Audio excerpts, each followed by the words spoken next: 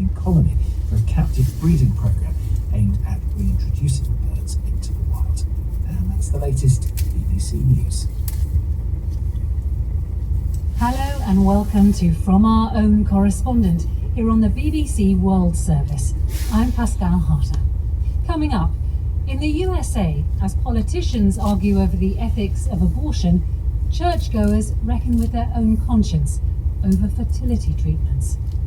How outsiders flocked to Bali to find their inner calm and turned it into a sea of honking traffic. Now the Indonesian islands building an underground metro to get them where they want to go faster. And we're out on the Canadian prairie with the NATO troops training for chemical, biological and nuclear warfare. But first, to Sudan, where almost a year and a half of civil war has created one of the world's worst humanitarian crises and unleashed horrific atrocities against civilians. The conflict began as a power struggle between Sudan's National Army and the paramilitary Rapid Support Forces, but it has since drawn in other Sudanese armed groups, as well as foreign fighters. Both sides have been accused of war crimes, but the RSF more so, especially when it comes to sexual violence. Barbara Bett-Usher has just returned from the country. For me, one woman sums up Sudan, a country that's reached a breaking point unprecedented in its troubled history. She burst into my life without warning. For a moment, I don't even know her name. But I'm getting ahead of myself. First, I had to travel to Omdurman, the city that forms part of the capital, across the River Nile from Khartoum, the epicenter of this terrible civil war. We started out from Port Sudan on the Red Sea. It's bustling with new life as the military-led government has relocated there. The war hasn't reached the city, but its victims have, which makes for surreal contrasts. On the one hand, there are shops and markets selling everything from food to iPhones. People still gather on the corniche in the cool of the night, drink tea, and watch children swimming in the sea. On the other hand, the economy has crashed under the weight of the conflict, which means what's in the shop is way too expensive for many people, especially those displaced by the fighting. Like Muna Khamis, she's found a sort of refuge for her two children in a half-built house on the barren desert outskirts of Port Sudan. She fled her town in the southeast of the country when the Rapid Support Forces, the paramilitary group battling the army, arrived and captured it. The RSF had a list of security officials and came knocking on her door right away, she said, because her brother worked for the Sudanese military intelligence. He hid in the kitchen. For some reason, they didn't look there. Just one of the many extraordinary stories I've heard. But this is not the woman I'm talking about.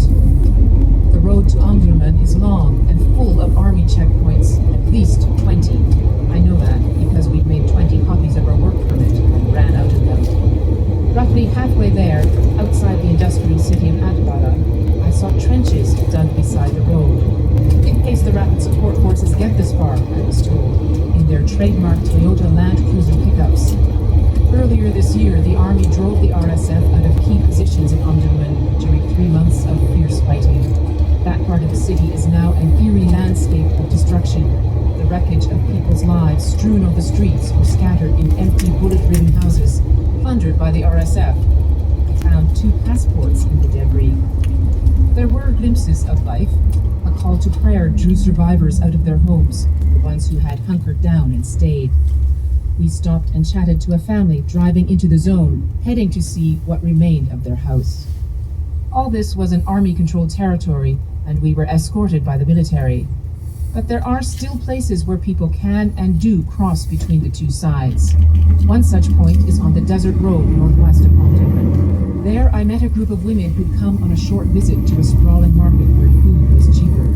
They'd walked 4 hours, they told me, forced to pay at every RSF checkpoint. Life was very hard, they said. They'd become the main providers because their men couldn't leave the house for fear of being arrested or beaten.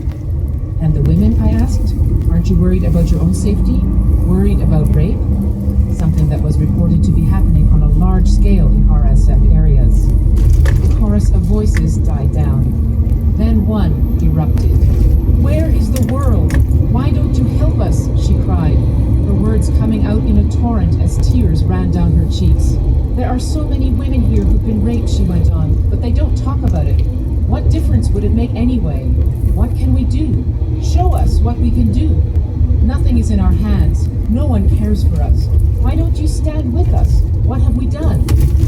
As she spoke, the women around her started to cry. I'm not going to hide my face, she said defiantly. Let them all see my face, even the RSF. Whatever happens, happens.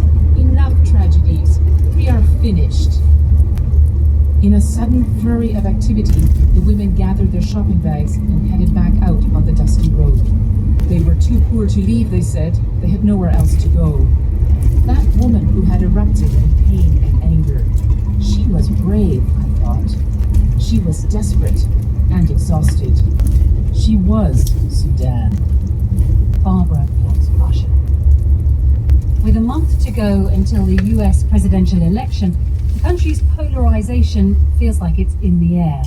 In the vice presidential debate, both candidates were at pains to occupy the middle ground.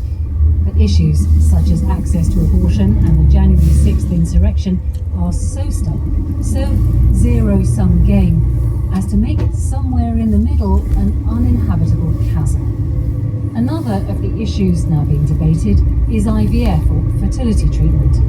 In the swing state of Michigan, Ellie House heard from some people who are questioning their own conscience. Charity Baptist Church is a flat-roofed white building with an oversized steeple. It's not how I pictured a Southern Baptist church. The largest evangelical Protestant denomination in the US has a reputation for being big and brash. The Charity is a quiet spot in rural West Michigan, surrounded by woodland. I meet Daniel Taylor, one of the deacons here, a chipper man with slicked-back ginger hair and a polo shirt tucked into his beige trousers. This summer, he sent shockwaves across the community when he stood up in front of 10,000 of his brethren to call for the Southern Baptist Convention to soften its proposed stance on IVF. This issue emerged as the latest frontier in America's reproductive rights war.